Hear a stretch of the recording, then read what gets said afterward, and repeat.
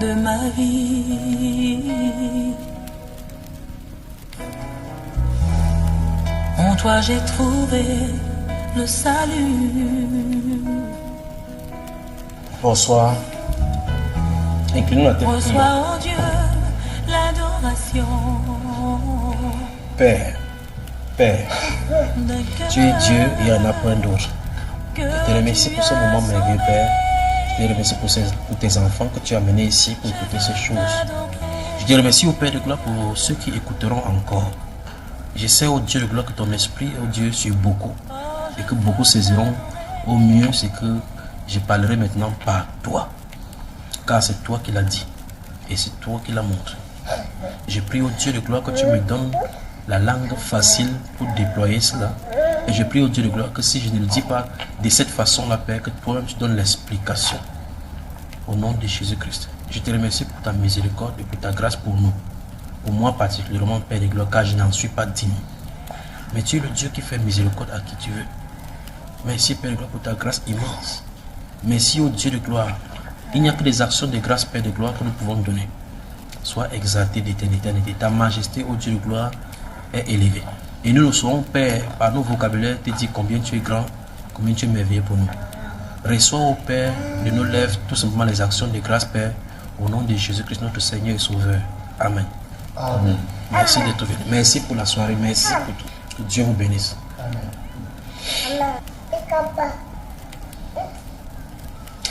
Depuis que je sais le Seigneur,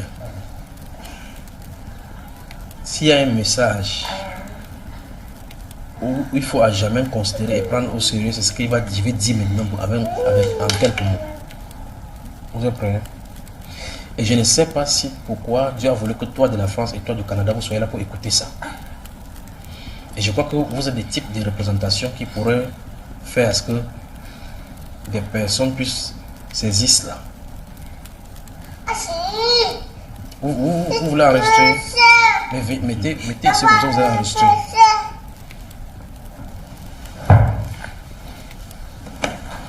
Prenez les Bibles et puis je vais vous montrer. Prends ta Bible, mon frère.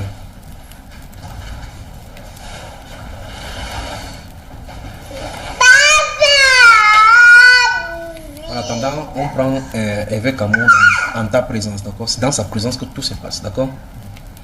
En ta présence.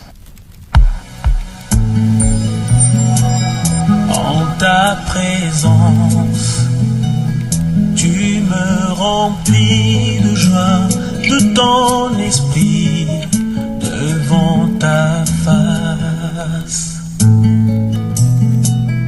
En ta présence, j'oublie mon existence, je répands mon âme, tu essuies mes larmes.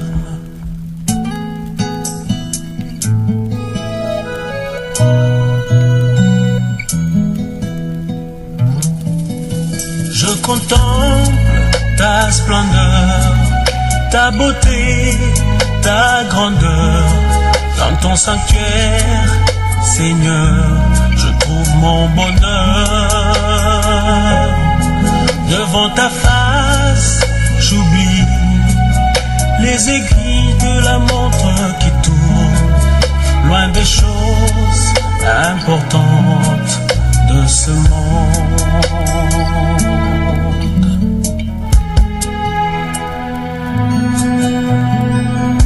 En ta présence, mes craintes, mes peines, mes doutes se fondent en silence devant ta face. En ta présence, je réalise ta grâce, mes péchés tu les effaces et tu lèves ta sentence.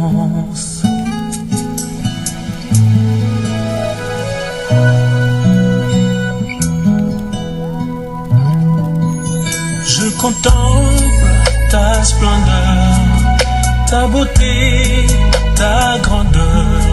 Dans ton sanctuaire, Seigneur, je trouve mon bonheur. Devant ta face, j'oublie les aiguilles de la montre qui tourne, loin des choses importantes de ce monde. Oh, je contemple ta splendeur, ta beauté, ta grandeur. Dans ton sanctuaire, Seigneur, je trouve mon bonheur. Devant ta face, j'oublie les aiguilles de la montre qui tourne, loin des choses importantes de ce monde.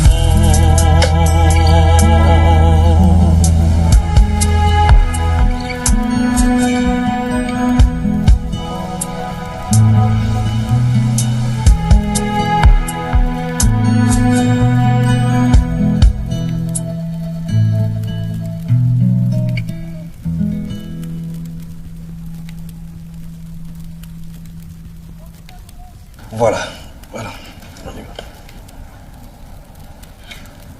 Avant qu'on ne prenne cette pause-là, j'étais en train de dire s'il y a un message à considérer depuis que j'enseigne, depuis que j'ai commencé à enseigner, c'est ce message-ci. Je ne sais pas ô combien, ni pourquoi le Seigneur a voulu me montrer ceci, ni dans quel sens il veut le faire. Mais je vais rester devant sa face pour qu'il m'en donne l'explication. Et s'il arrive que... Laisse-le d'abord. C'est lui qui n'a pas encore fini. S'il arrive... tu profites, c'est ça, mesdames, tu profites, non. S'il arrive que c'est pour quelqu'un d'autre, ou c'est pour une période bien déterminée, qu'il en soit glorifié. Voilà. Nous sommes le 16 mars 2022. Donc dans la nuit du 15 au 16, ça c'est la vision que j'ai eue. Cette nuit-ci là, dans la nuit passée. Mais avant cela, je vais lire quelques passages de l'écriture et puis je vais te dire ce qu'il en est. Parce que pendant que je vais parler la même vision. Non. Je ne peux pas parler ça avec votre Proverbe, chapitre 30.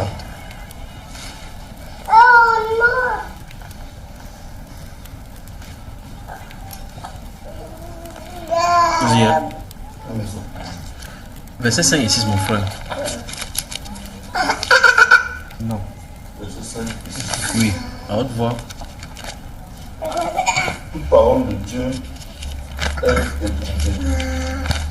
Il est un bouclier pour ceux qui sont réfugiés en lui. La jour vient à ces paroles, de peur qu'ils ne te reprennent et que tu ne sois trouvé menteur. Voilà. Encore de lire la même chose. Toute parole de Dieu est éprouvée. Il est un bouclier pour ceux qui cherchent en lui un refuge. Oui. N'ajoute rien à ces paroles de peur qu'ils ne te reprennent et que tu ne sois trouvé menteur. Menteur. Deutéronome chapitre 4.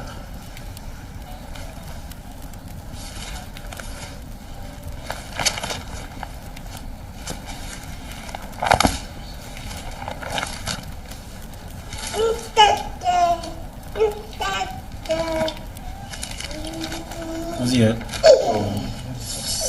Verset 2, mon cher. Vous n'ajouterez rien à la parole que je vous commande, et vous n'en retrancherez rien. Mais vous observerez les commandements de l'Éternel, votre Dieu, tels que je vous les donne. Relis, mon frère. Vous n'ajouterez rien à ce que je vous prescris et vous n'en retrancherez rien, mais vous observerez les commandements de l'Éternel, votre Dieu, tels que je vous les prescris. Amen. Amen. Romains chapitre 4. Bien, chapitre 3, verset 4. David Israël. On est bavard de...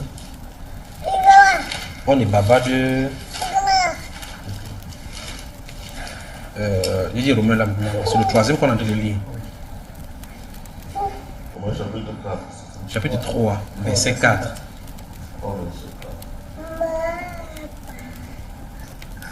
Certes, non, que Dieu soit reconnu pour vrai et tout homme pour menteur, selon qu'il est écrit, afin que tu sois trouvé juste dans tes paroles et que tu triomphe dans tes procès. Oui. Dans ton procès. Dans ton procès, oui. Loin de là, que Dieu, au contraire, soit reconnu pour vrai, et tout homme pour menteur selon qu'il est écrit, afin que tu sois trouvé juste dans tes paroles, et que tu triomphes lorsqu'on te juge. Voilà. La Bible va se fermer. La Bible va se fermer avec cette même exhortation-ci concernant la parole de Dieu, qu'on ne doit pas retrancher ni qu'on ne doit pas ajouter quoi que ce soit là-dessus. J'ai comme impression, parce que c'est ce que j'ai vu, que la vision s'est rapportée à cela. Parce que dans la vision, les choses qui me venaient en esprit, c'était cela. Maintenant, dans la souveraineté de Dieu, dans sa grâce, s'il y a une prière que je tente de faire pour demander, ce n'est pas ce genre de choses ici. Dieu m'a fait voir quelque chose, m'a fait entrer dans un endroit où je n'étais jamais entré avant, où je n'ai jamais pensé y entrer. Et j'ai vu des choses. Je vais au mieux des paroles restituer certains aspects de ce que j'ai vu et de transmettre le message dont il est question concernant ces passages-ci. J'ai vu le gardien. Je vais essayer de décrire tel que j'ai dit. J'ai vu le gardien des Écritures. J'ai vu le gardien des Écritures.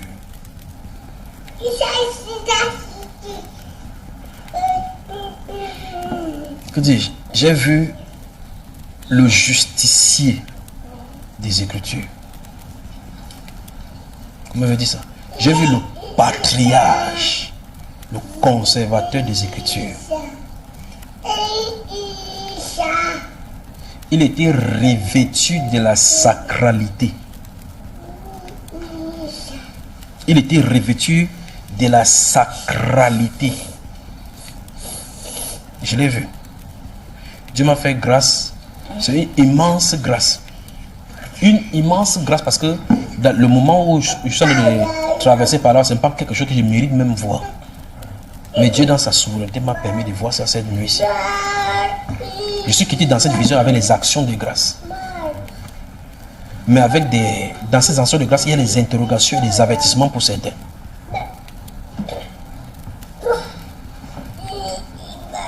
Dans cet endroit, l'une des choses avec lequel je suis sorti dans cette vision, c'est que je suis la deuxième personne qui pénètre dans ces sentiers, dans ces zones-là.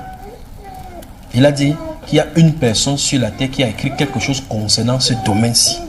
Il y avait cette personne-là qui est entrée dans ce lieu et je suis la deuxième personne à arriver là-bas depuis l'éternité. Ce patriarche, le gardien revêtu de la sacralité,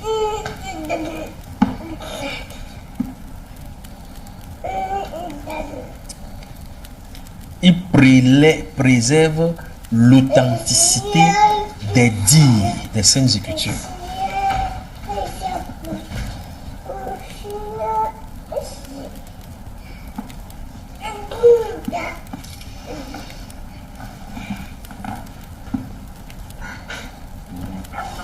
Il est revêtu du sacré. Lui, je le connais. Mais il ne m'a pas permis de donner le nom. Je le connais. C'est lui qui est le gardien de l'authenticité. Gardez-vous à l'esprit ceci.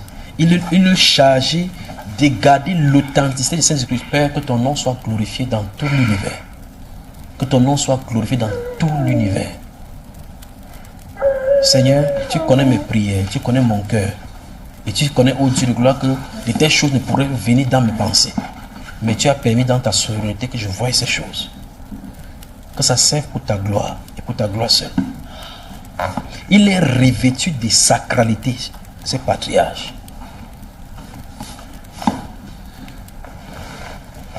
On a ouvert une porte. La porte avait une épaisseur. L'épaisseur, vous remarquez cette hauteur, c'est comme ça là. D'or massif.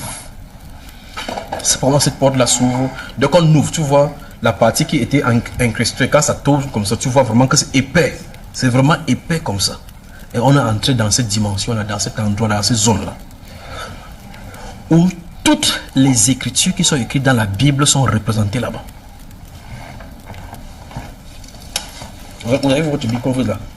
Où toutes les écritures, toute la parole, toute l'écriture est gardée là-bas. Et il avait quoi entre les mains? Il avait une, vous savez, comme les anciennes torches là, où on arrête comme ça et puis il y a le feu au-dessus. On a mis la flamme du feu et de l'autre côté, la fossile. Comme c'est fossile, un fer et puis c'est rond comme ça au-dessus. C'est comme si on veut, on coupe les herbes. Quand tu passes sur les herbes, ça coupe comme ça. Et j'étais là, lui et moi. Il me parlait de l'authenticité de l'écriture et de la certitude de la parole de Dieu telle que c'est donné. Mais pourquoi il m'a fait venir là-bas? J'espère vraiment expliquer tel que ça m'a été montré.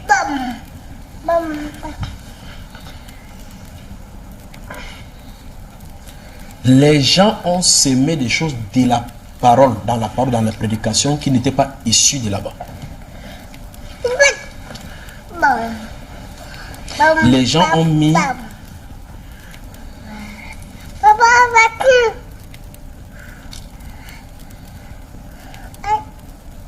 tu peux permettre qu'il transmette ça.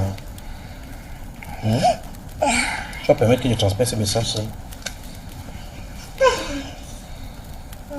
Donc il avait une lampe, un tuyau là avec comment ça s'appelle, un chandelier avec la torche qui était là, c'est ça. Et puis il avait la fossile.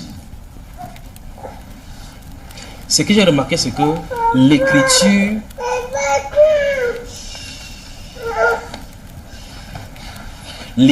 était comme une plante. L'écriture de là-bas était comme une plante. C'est-à-dire que quand on parle ici, c'est comme ça poussait là-bas. Donc quand vous prêchez la parole de Dieu ici, dans cette zone que je voyais, ça poussait quelque chose là-bas exactement, comme si c'était une représentation de ce que tu as dit ici. Ça, vous me comprenez? C'est-à-dire que quand tu dis ce qui est vrai d'après la parole, ça pousse exactement à l'endroit là-bas que ceci est authentique. Ce qu'on a dit là-bas représente quelque chose ici. Je ne sais pas si vous saisissez. Ce qui fait que quand on prêchait ici sur la terre, quand on disait des choses de Dieu qui n'étaient pas vraies, ça poussait des choses là-bas qui n'étaient pas représentées. Et le justicier dit, l'heure est arrivée où Dieu va nettoyer son air. Il va couper.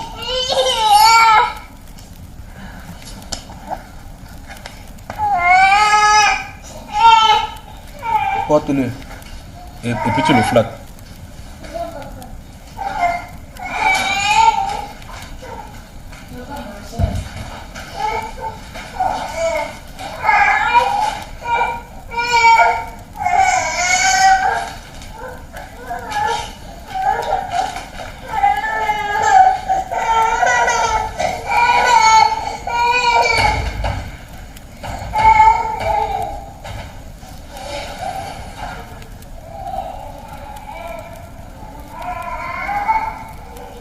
Je peux continuer.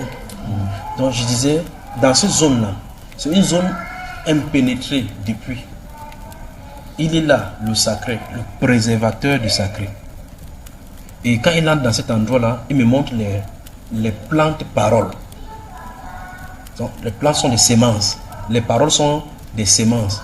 Quand tu dis ce qui est authentique de la parole, quand tu es envoyé de Dieu, quand tu parles ici, c'est comme s'il y a un endroit là-bas où ça représente ça. C'est comme tu as sémé la parole. Ça nous fait pousser ces plantes-là là-bas. Ça pousse. Oh, et ces plantes sont jolies, sans défaut. Et j'ai remarqué subitement dans ces plantes-là, il y avait des bizarres plantes qui étaient parsemées au milieu. Et le justicier dit, Dieu va bientôt utiliser sa fossile. Donc il va nettoyer cette terre-là. Pendant qu'il disait comme ça, et l'une des choses qui m'a marqué là, quand j'étais à côté de lui, je n'attendais pas l'ordre.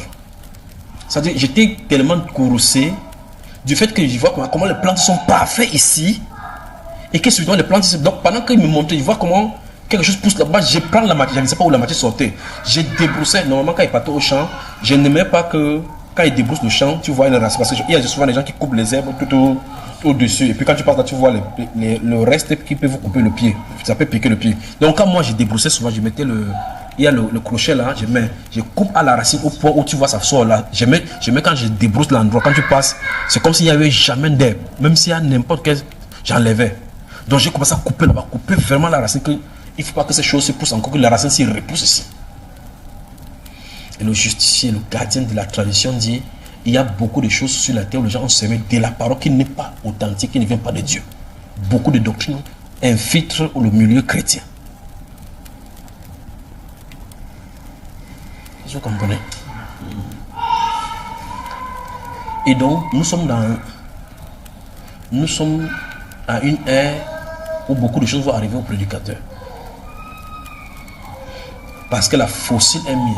Le justicier, s'il ne parle pas, mais quand tu es avec lui, il ne parle pas avec la bouche. Il parle calme, majestueux, revêtu de sacralité. Quand le sacré, c'est comme si même il ne fait pas des gestes brusques.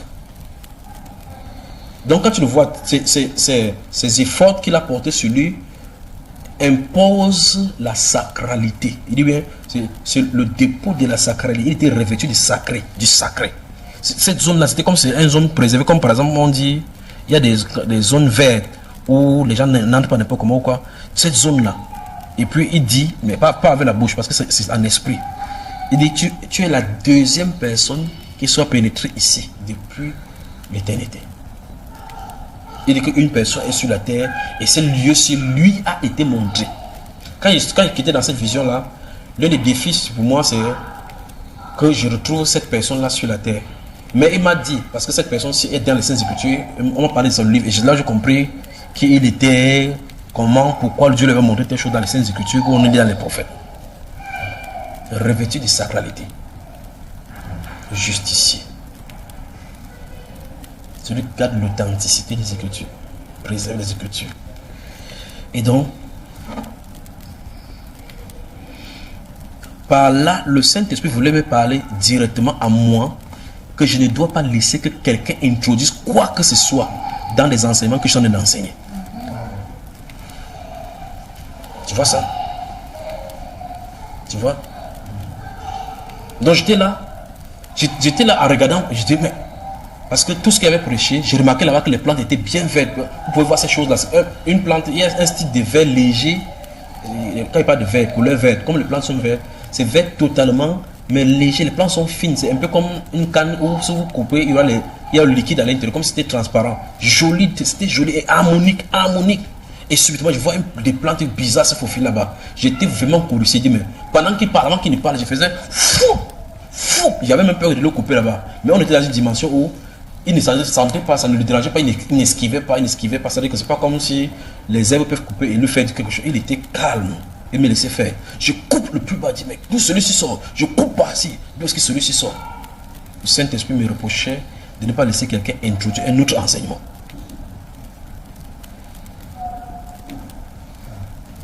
Donc je me demande bien si les gens sont au courant de ce qui nous attend, nous qui enseignons. Et là, pour comprendre comment Jacques dit, il ne faut pas qu'on se mette à enseigner, que chacun se mette à enseigner. Parce qu'il y a des gens qui croient que l'écriture a tellement vieilli qu'il faut qu'ils passent chercher d'autres révélations. Or, cette écriture ont une représentation céleste.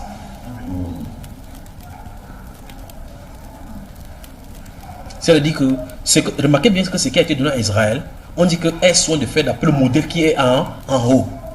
Le modèle qui a été monté sur la montagne. Il fait tout. Et on dit que quand il a examiné tout, il était tel que ça lui a été monté sur la montagne.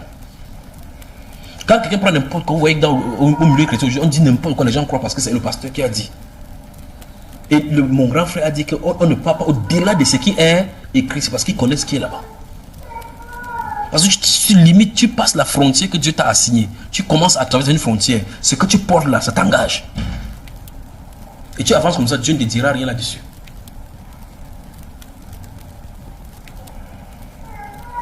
Donc vous autres, que vous avez écouté là maintenant, vérifiez que si les enseignements dépassent les gens, s'ils veulent partir, qu'ils partent, qu'ils ne restent pas et introduisent quelque chose. S'ils introduisent quelque chose, en ajoutant quelque chose que je n'ai pas dit, et que ça ne soit pas conforme aux Écritures, ils en paieront le prix devant le Seigneur. Ils n'en seraient pas responsables. Est-ce que vous comprenez?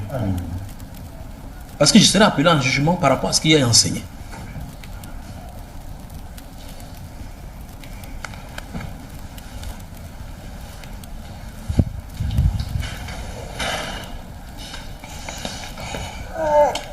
C'est de ça dont c'est les questions. Donc le justicier a voulu montrer que les paroles de tous les prédicateurs montrent devant de lui et il y a une chambre, une zone dans laquelle se regorge des prédications, de confrontations, de prédications à l'image des Saintes Écritures. Vous voyez où on se retrouve là? Dès que quelqu'un prend les Saintes Écritures, commence à tordre pour avoir du gain. Il commence à tordre pour avoir un sens, pour avoir des considérations. Frère, c'est ce que le Seigneur montre. Avec d'autres choses que le moment venu, s'il permet que je dise cela, je le dirai. Le point central se trouve au niveau de garder l'authenticité des Saintes Écritures. De ne rien ajouter. Mon grand frère, plusieurs fois dans les enseignements, il a dit que il dit éloignez-vous après un premier et deuxième avertissement des gens qui posent préjudice aux enseignements que vous avez reçus. Éloignez-vous d'eux. Séparez-vous. Il a dit ça dans le livre de Romains chapitre 16. Vous avez déjà lu ça? C'est pour cela, je crois qu'il lit, il a déjà vu l'endroit là. Il dit éloignez-vous d'eux. Chacun donc sur la terre se croit peut-être comme il connaît lire la Bible, il peut faire n'importe quoi. Vous avez lu quelque part où l'apôtre Paul parle que nous sommes ouvriers avec Dieu, vous êtes le champ de Dieu. La parole fait le sémence pour faire pousser dans un champ. Ce champ-là a une représentation là-bas. C'est ce qui m'a été montré cette nuit, frère. C'est ce qui m'a été montré. Et cette vision est finie quand le sacré fermait cette barrière-là. Cette grande porte, cette gigantesque porte. Et alors que j'étais en train de... Je me tuais à couper ces choses-là qui sont de grandir, qui sont étrangers à l'original. La parole de Dieu est éternelle. À jamais sa parole est écrite dans les cieux. Si les gens croient que cette parole-ci est fade, c'est leur problème. C'est quand tu es dans la dimension spirituelle que tu comprends que cette lettre-ci est vivante. La parole de Dieu est vivante. C'est vie, c'est esprit. Là-bas, quand tu regardes ces plantes-là, tu sais que c'est à vie. C'est comme si la plante peut te parler. J'ai vu le justicier, celui qui préserve l'authenticité des Saintes Écritures, celui qui a la charge de garder tout ce qu'on prêche sur la terre. Je l'ai vu ouvrir cette porte gigantesque. L'épaisseur de cette porte gigantesque, quand ça tourne comme si, quand ça rentre, c'est comme s'il y avait un mur. Oh, il n'y avait rien. Je ne sais pas comment on fait pour que ça s'ouvre. Ça s'ouvre juste comme ça. Et puis vous voyez cet intérieur là vaste, gigantesque, avec ces choses, ces représentations là-dedans. Que le Seigneur vous bénisse.